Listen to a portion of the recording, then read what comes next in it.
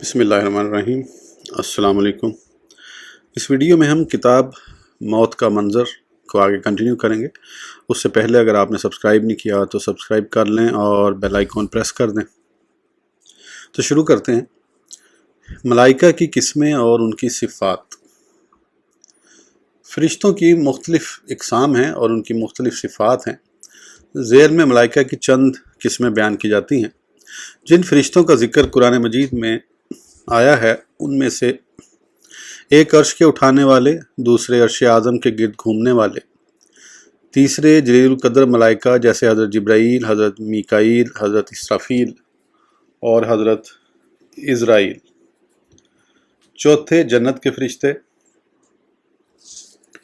پانچویں جہنم کے جن کے سردار کا نام مالک ہے، دوسرے فرشتوں کا نام زبانیہ ہے، چھٹے وہ فرشتے جو انسانوں کی حفاظت کے لیے مقرر کیے گئے ہیں، ساتویں نامہ اعمال لکھنے والے فرشتے جنہیں کرامن کاتبین کہتے ہیں، آٹھویں وہ فرشتے جن کے سپرد دنیا کے انتظامات ہیں، پھر ان انتظامات کرنے والوں کی بہت سی قسمیں ہیں، بعض پانی برسانے والے، بعض رحم یعنی بچہ دانی میں بچہ بنانے والے، بعض مصیبت کے وقت انسانوں کی مدد کرنے والے وغیرہ وغیرہ۔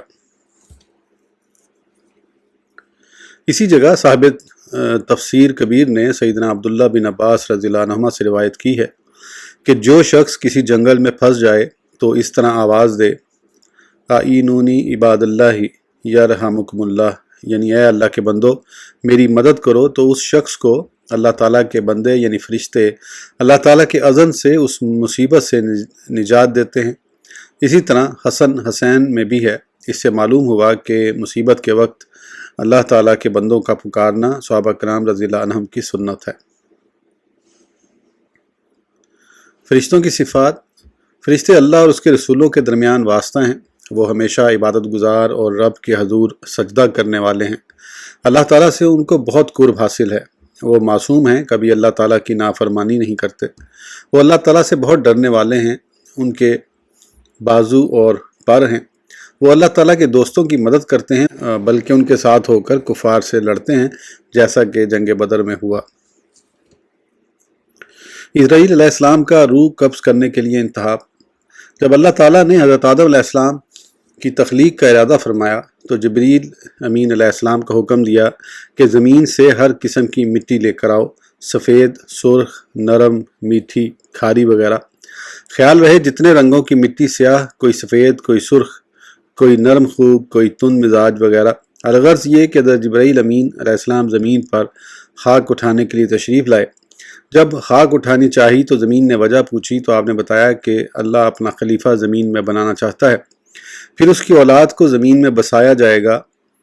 ان میں کوئی نیک ہوں گے وہ جنت میں جائیں گے اور کوئی گناہ گار و کفار جو جہنم میں جائیں گے۔ آپ نے جب یہ تمام واقعہ بیان کیا تو زمین نے منت سماجت کرتے ہوئے عرض کیا، آپ مجھ سے مٹی نہ لے کر جائیں، میں یہ نہیں چاہتی کہ میرا کچھ حصہ جہنم میں چلا جائے۔ حضرت جبرائیل علیہ السلام مٹی کی عاجزی و زاری سن کر واپس چلے گئے۔ حضرت میکائیل علیہ السلام پھر حضرت اسرافیل علیہ السلام کو رب قدوس نے بھیجا۔ آپ جب زمین پر تشریف لائے تو آپ کے ساتھ بھی وہ کیفیت درپیش آئی جو پہلے دونوں فرشتوں سے درپیش آ چکی تھی۔ آپ زمین کے عجز و انکسار اور اس کے غم و پریشانی کو دیکھ کر واپس چلے گئے۔ پھر مولا کریم نے حضرت اسرائیل علیہ السلام کو بھیجا۔ آپ بھی تشریف لائے۔ جب مٹی اٹھانی چاہی تو زمین نے حسب معمول سابق پھر فریاد کی، لیکن حضرت اسرائیل نے کہا تیری بات مانوں یا رب تعالیٰ کے حکم کو تسلیم کروں۔ آپ نے زمین کی کوئی فریاد نہ سنی بلکہ مٹی لے گئے۔ اسی وجہ سے روح قبض کرنے کی ذمہ داری آپ کو سونپی گئی۔ حقیقت ہے کہ رحیم اور ترس کرنے والے سے روح قبض کرنا ممکن نہیں تھا۔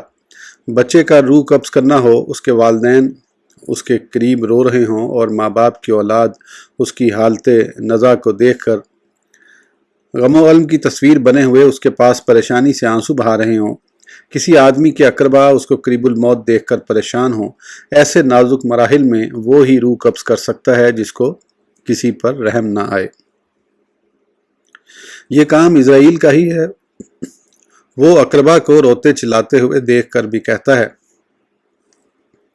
میرا کوئی جرم نہیں، میں تو حکم مولا کا پابند ہوں، میں تو بار بار اس گھر کا چکر لگاؤں گا، تم اپنی فکر کرو۔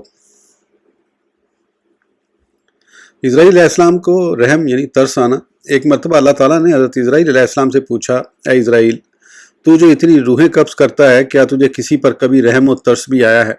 اسرائیل علیہ السلام نے عرض کی، اے مولا کائنات، جب تو نے میرے ذمے روحوں کا قبض کرنا لگایا ہے تو میں ترس کرتا رہوں اور رحم کرتا رہوں تو کیسے روح قبض کروں؟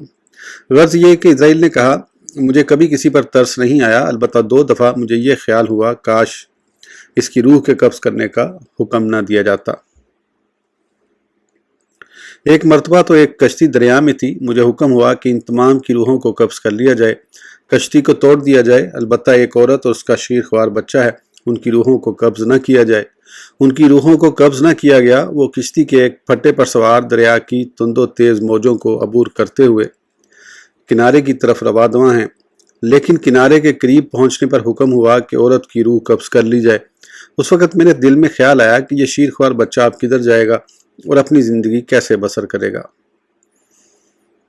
دوسرا، مجھے کافر بادشاہ بخت نصر شداد ابن عاد پر ترس آیا۔ جب اس نے رب کریم تیرے مقابل جنت تیار کرائی، اس کے تیار ہونے پر دیکھنے کے لیے گھوڑے پر سوار ہو کر جا رہا ہے۔ ابھی گھوڑے کے 2 پاؤں اندر تھے تو مجھے حکم ہوا کہ اس کی روح قبض کر لو۔ اس وقت مجھے خیال ہوا کہ اگرچہ کافر تھا، خدائی کا دعویٰ بھی کیا، لیکن بڑی محنت سے اس نے رب قدوس کی جنت کے مقابل جنت تیار کرائی، بڑا مال خرچ کیا، کاش کہ بیچارہ اسے دیکھ لیتا تو پھر مرتا۔ رب قدوس نے فرمایا، اے اسرائیل، تمہیں معلوم ہے کہ میں نے اس بچے سے کیا سلوک کیا؟ اسرائیل نے عرض کیا، اے باری تعالیٰ، یہ مجھے معلوم نہیں۔ اللہ تعالیٰ نے فرمایا کہ جب وہ تختہ دریا کے کنارے کے پاس پہنچا، وہاں دھوبی کپڑے دھو رہا تھا، اس نے بچے کو پکڑ لیا اور پیار و محبت سے پرورش کی۔ بچہ جب بڑا ہوا تو میں نے اس کو ایسی نظر عطا فرمائی کہ وہ زیر زمین خزانے دیکھ لیتا تھا۔ اس طرح اس نے بہت خزانہ جمع کیا، اپنی فوج بنائی، آہستہ آہستہ وہ تمام روئے زمین کا بادشاہ بن گیا۔ پھر اس نے خدائی کا دعویٰ کر دیا اور میرے مقابل جنت و دوزخ بنانے کا کام شروع کر دیا۔ جب وہ اپنی خود ساختہ جنت تیار کرا کے دیکھنے کے لیے گیا تو میں نے اس کی روح کو قبض کرنے کا حکم دیا۔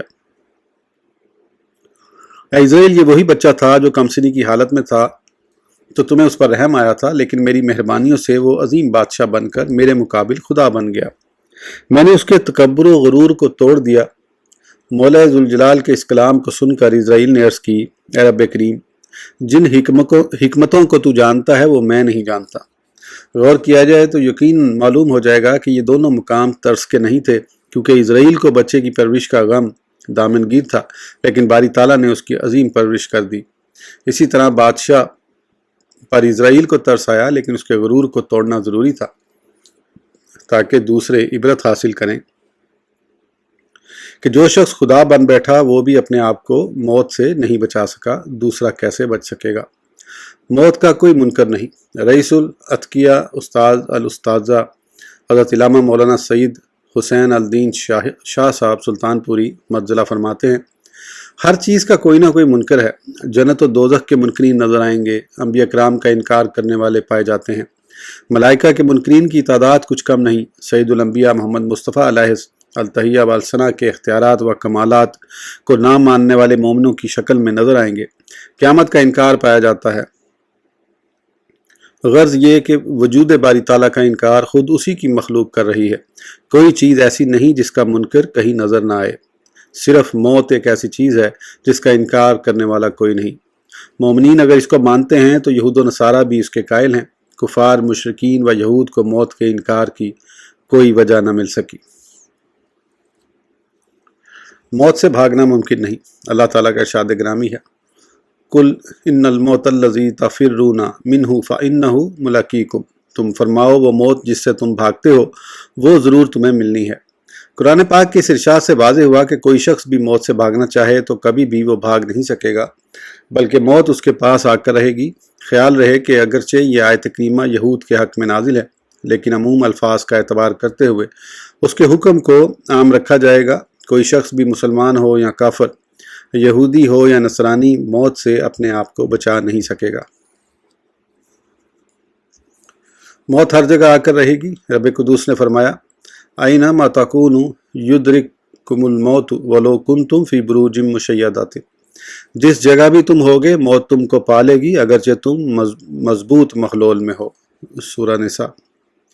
یعنی ہر جگہ پالے گی، خواہ بستر پر ہو یا میدان جہاد میں، گھر میں ہو یا سفر میں، یعنی موت تمہارے پیچھے پیچھے بھاگ رہی ہے۔ خیال رہے کہ رزق بھی انسان کے پیچھے پیچھے بھاگتا ہے، مگر انسان اس کی تلاش میں نہیں پھرتا۔ جب یہ معلوم ہو چکا ہے کہ کوئی زندہ موت سے بچ نہیں سکتا، اس کے متعلق کوئی تدبیر کارگر نہیں ہوتی، لہذا موت سے بچنے کی کوئی انسان کوشش نہ کرے بلکہ موت کی تیاری کی جائے۔ دنیا میں جتنا رہنا ہے اتنی ہی اس کی فکر کی جائے، اور آخرت میں جتنا رہنا ہے اتنی اس کی فکر کی جائے۔ جب دنیا کی زندگی ختم ہونے والی ہے تو اس کی اتنی ہی فکر کم کی جائے۔ آخرت کی زندگی جاودانی ہے، لہذا اس کی زیادہ فکر کی جائے۔ یہ بات جب واضح ہو چکی کہ موت ہر جگہ آ کر رہے گی تو جہاد سے ڈرنا بے سود ہے، بلکہ انسان جہاد میں جائے اور شہادت کے حصول کی تمنا کرے، اور شہادت سے وہ زندگی حاصل کرے جس پر دنیا کی زندگی بھی رشک کرے۔ فائدہ: موت یعنی جسم سے جان کا نکلنا ہر جاندار کے لیے ہے، فرشتہ ہو یا جن یا انسان، آسمان پر رہتا ہو یا زمین پر، جیسا کہ یدرککم الموت کے عموم سے معلوم ہوا۔ رب تعالیٰ فرماتا ہے کل نفس ذائقۃ الموت۔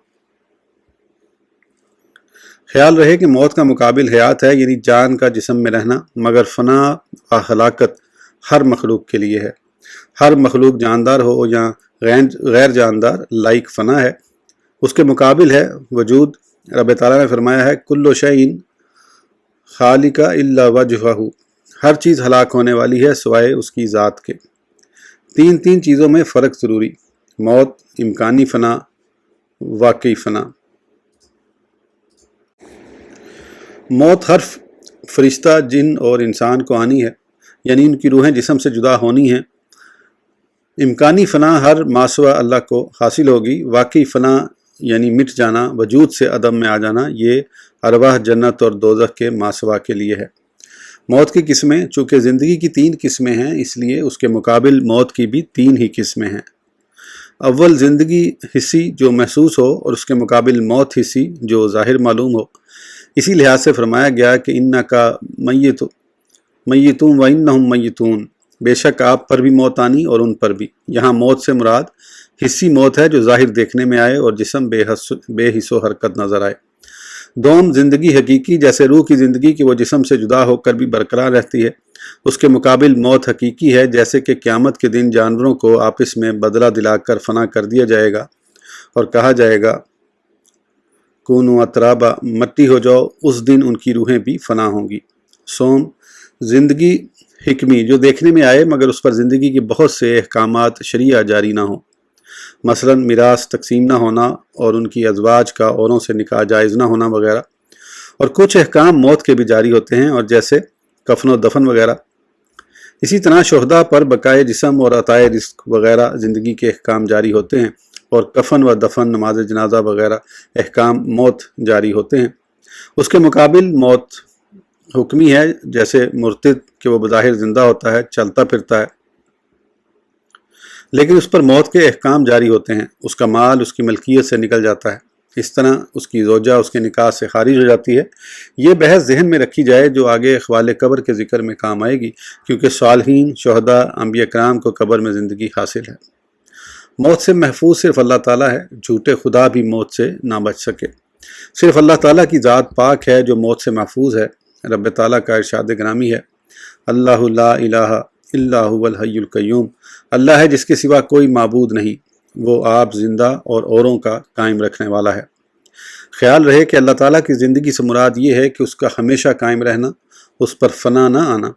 عام مشہور عدم سے وجود میں آنا یا بدن سے روح کا تعلق قائم ہونا، یہ اللہ تعالیٰ کی شان کے لائق نہیں، کیونکہ اس کی کوئی ابتدا نہیں کہ وہ عدم سے وجود میں آیا ہو، اور اسی طرح وہ بدن اور روح سے پاک ذات ہے، لیکن اس کے خلاف جھوٹے خداؤں میں سے مشہور خدا 3 گزرے ہیں: بخت، نصر، شداد بن عاد، نمرود، فرعون۔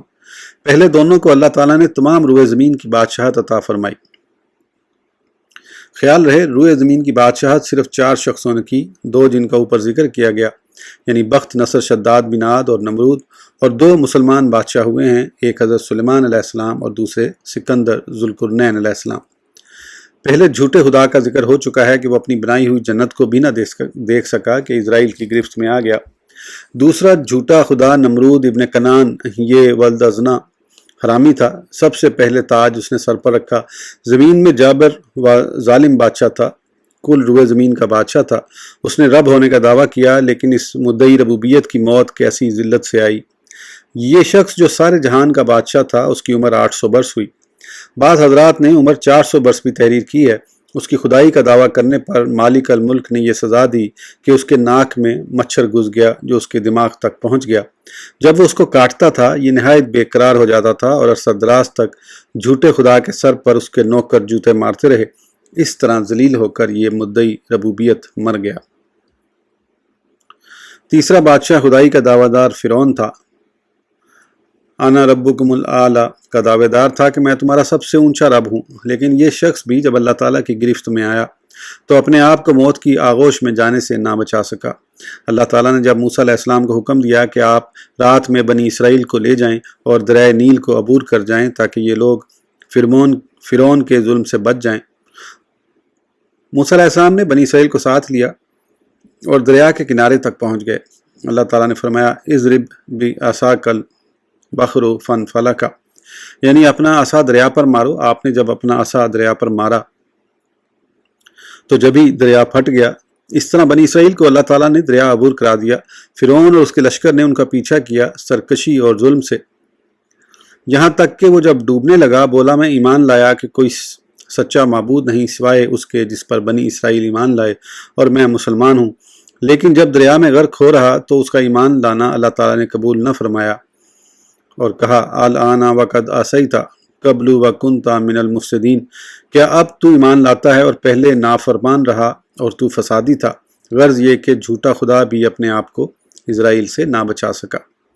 واضح ہوا کہ اسرائیل کو بڑے بڑے جابر بادشاہوں خدائی کے دعویٰ داروں پر بھی گرفت حاصل ہے، لیکن قربان جاؤں شان انبیاء کرام پر، ان پر اتنے عظیم قدر فرشتے کو بھی گرفت حاصل نہیں۔ انبیاء کرام نے فقط اللہ تعالیٰ کی ملاقات و وصال کو ترجیح دیتے ہوئے اپنی جانیں حضرت اسرائیل علیہ السلام کے سپرد کی۔ اس میں انبیاء کرام کی رضا تھی، ورنہ اسرائیل کو ان پر تسلط حاصل نہیں تھا۔ حضرت موسیٰ علیہ السلام نے اسرائیل کی آنکھ نکال دی۔ حضرت ابو ہریرہ رضی اللہ عنہ سے مروی ہے کہ رسول اللہ صلی اللہ علیہ وسلم نے فرمایا ملک الموت کو موسیٰ علیہ السلام کی طرف بھیجا گیا۔ جب وہ آپ کے پاس آیا سکّاہا ففاقا عینہ، آپ نے اسے تھپڑ مارا، اس کی آنکھ نکال دی۔ دوسری روایت میں اس طرح الفاظ گرامی ہیں جاء ملک الموت الی موسیٰ فقال عجب ربک فلا تما موسیٰ عین مالک الموت ففاقاہا۔ ملک الموت موسیٰ علیہ السلام کے پاس آیا اور کہا کہ اپنے رب کا حکم قبول کرو، تو آپ نے اسے تھپڑ رسید کر دیا جس سے اس کی آنکھ ضائع ہو گئی۔ اسرائیل علیہ السلام واپس اللہ تعالیٰ کے دربار میں حاضر ہوا، عرض کی ارسلتنی الی عبد لا یرید الموت، مجھے تو نے ایسے بندے کے پاس بھیجا جو مرنا ہی نہیں چاہتا۔ اللہ تعالیٰ نے اسرائیل علیہ السلام کو پھر آنکھ عطا فرمائی، یعنی نظر لوٹا دی، اور فرمایا جاؤ میرے بندے کے پاس، اس کو کہو اپنا ہاتھ بیل کی پیٹھ پر رکھے، ہاتھ کے نیچے جتنے بال آئیں گے اتنے سال عمر بڑھا دوں گا۔ آپ نے عرض کی اے رب پھر کیا ہوگا؟ رب تعالیٰ نے فرمایا پھر موت آ جائے گی۔ آپ نے عرض کی ابھی موت آ جائے، ساتھ یہ سوال کیا کہ اللہ تعالیٰ مجھے بیت المقدس کی سرزمین پر پہنچا دینا۔ نبی کریم صلی اللہ علیہ وسلم نے فرمایا کہ اگر میں چاہوں تو تمہیں سرخ ریت کے ٹیلوں کے پاس راستے کی ایک جانب آپ کی قبر اب بھی دکھا سکتا ہوں۔ فائدہ: حضرت موسیٰ علیہ السلام نے بیت المقدس میں دفن ہونے کی خواہش اس لیے کی کہ وہ مقام انبیاء کرام کے دفن ہونے کی وجہ سے مشرف تھا۔ آپ کی دعا سے واضح ہوا کہ فضیلت والے مقام میں صالحین کے قرب میں دفن ہونا مستحب ہے۔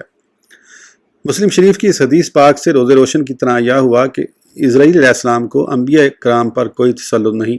بعض انبیاء کرام نے حکم باری تعالیٰ کو قبول کرتے ہوئے ابتداً ہی اسرائیل علیہ السلام کو خوش آمدید کہا، بعض نے اسرائیل کو انبیاء کرام کے پاس بلا اجازت آنے پر تنبیہ کی اور بتایا کہ اسرائیل علیہ السلام کو انبیاء کرام علیہ السلام پر کوئی تسلط حاصل نہیں۔ پھر اللہ تعالیٰ کے پاس جانے کو بھی ترجیح دی، عمر کی مہلت ملنے کے باوجود قبول نہیں فرمایا، اور واضح ہوا کہ منشا عمر کا حصول نہیں تھا بلکہ شان انبیاء کرام کو عوام الناس پر واضح کرنا مقصد عظیم تھا۔ نبی کریم صلی اللہ علیہ وسلم کے پاس اسرائیل علیہ السلام کا اجازت لے کر حاضر ہونا۔ حضرت ابن عباس رضی اللہ عنہما سے منقول ہے کہ حضور اکرم صلی اللہ علیہ وسلم کی وفات کے دن حق تعالیٰ نے ملک الموت کو حکم فرمایا کہ زمین پر میرے حبیب محمد مصطفیٰ صلی اللہ علیہ وسلم کے حضور حاضر ہو، خبردار بغیر اجازت کے داخل نہ ہونا اور بغیر آپ کی اجازت کے روح قبض نہ کرنا۔ تو قابض ارواح روحوں کے قبض کرنے والے اسرائیل نے دروازے کے باہر عرابی کی صورت میں کھڑے ہو کر عرض کیا، السلام علیکم اہل بیت النبوت و معدن الرسالت و مختلف الملائکت۔ اے معدن رسالت، ملائکہ کے مقام، عام درست، اہل بیت نبوت، تم پر سلام ہو، مجھے اجازت دیجیے تاکہ میں داخل ہوں، تم پر خدا کی رحمت ہو۔ اس وقت سیدہ فاطمہ تو زہرا رضی اللہ عنہا رسول اللہ صلی اللہ علیہ وسلم کے سرحانے موجود تھیں۔ انہوں نے جواب دیا کہ نبی کریم صلی اللہ علیہ وسلم اپنے حال میں مشغول ہیں، اس وقت ملاقات نہیں فرما سکتے۔ دوسری مرتبہ پھر اجازت مانگی، چنانچہ جتنے صاحبان اس وقت گھر میں موجود تھے، اس آواز کی ہیبت سے ان پر لرزہ طاری ہو گیا۔ حضور اکرم صلی اللہ علیہ وسلم ہوش میں آئے اور آنکھ مبارک کھول کر فرمایا، کیا بات ہے؟ صورتحال عرض خدمت کی گئی۔ فرمایا، یا فاطمہ، تمہیں معلوم ہے کہ یہ کون ہے؟ یہ لذتوں کو توڑنے والا، خواہشوں اور تمناؤں کو کچلنے والا، اجتماعی بندھنوں کو کھولنے والا، بیویوں کو بیوہ کرنے والا، بچیوں کو یتیم بنانے والا ہے۔ موت کا وقت مقرر ہے جس میں تقدیم و تاخیر نہیں اور نہ ہی کسی کو اختیار ہے۔ اللہ تعالیٰ کا ارشاد گرامی ہے، وَلِكُلِّ أُمَّةٍ أَجَالٌ فَإِذَا جَاءَ أَجَالُهُمْ لا يستاخرون ساعة ولا يستقدمون۔ اور ہر گروہ کا ایک وعدہ ہے، جب ان کا وعدہ آئے گا تو ایک گھڑی نہ پیچھے ہو نہ آگے۔ تفسیر صحابی نے اس کا ترجمہ اس طرح کیا،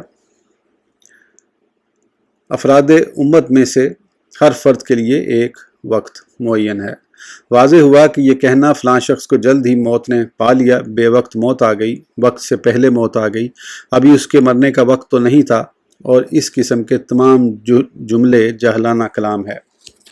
آج کی ویڈیو کے لیے اتنا ہی، پھر انشاءاللہ اگلی ویڈیو میں آگے کنٹینیو کریں گے۔ اس وقت تک کے لیے اجازت دیجیے، سبسکرائب کرنا نہ بھولیں۔ اللہ حافظ۔